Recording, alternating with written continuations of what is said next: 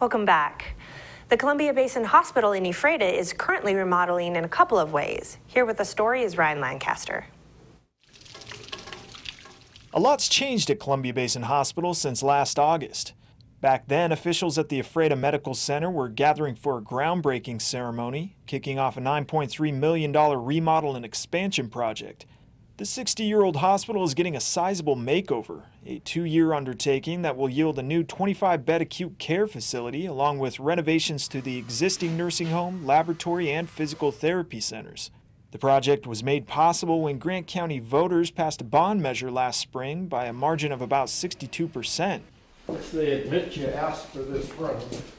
Hospital construction rep Max Knaus says the project has been humming along with few hang-ups, aside from keeping the heat moving to the existing facility over the winter. An old boiler we were using for that failed, so then we really had to hustle to do the heating with actually a whole series of domestic hot water heaters.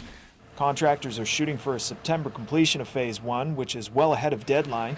Knaus says the project is putting dozens of companies to work, from plumbers to electricians, drywallers to roofers. And these are firms from around eastern Washington, Spokane, Tri-Cities, Moses Lake. Skog Brothers from Moses Lake is doing all the glass. The project is technically still in Phase 1 of 3, but Knaus says in actuality crews are working on projects in multiple phases all over the site. While there's still roofing going on the penthouses, while there's still interior framing going on at the north end, their finished painting is happening at the south end. The second phase includes a remodeled nursing home and newly redesigned office space, while the third phase will revamp the lobby area. We just came up this corridor and we're turning. If all stays on track, the project could be complete by next spring.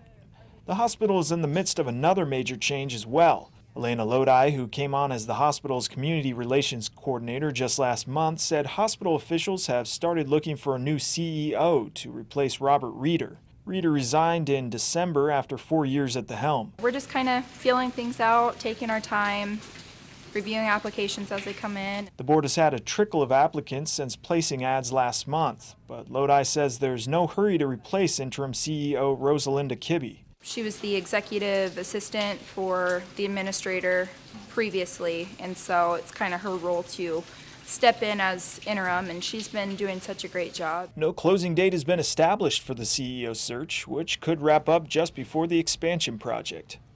For iFIBER 1 News, this is Ryan Lancaster reporting. Thank you, Ryan. We'll be back right after this.